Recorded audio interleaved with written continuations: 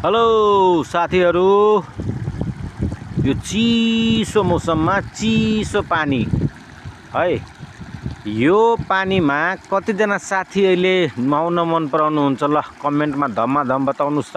हेर्नुहोस् त पानी कति सफा छ हैन।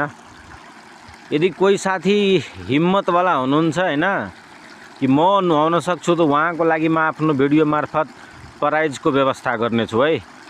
तपाईँ यो पानीमा यदि नुहाउन सक्नुहुन्छ भने यो पानी अहिले कति चिसो होला, यो खोलाको पानी झन् हैन कति चिसो होला। अहिले किसानहरूले आफ्नो खेतबालीमा गहुँ लगाइरहनु भएको छ, तराई मधेसको किसानले त्यहीँ भएर अहिले नहर विभागले पानी खोलिदिएको छ। तपाईहरु हेर्नुहोस् यो चिसो पानी, यो तराईको चौरी जहाँ चारैतिरले किसानहरूले गहुँ लगाइरहनु भएको छ हैन।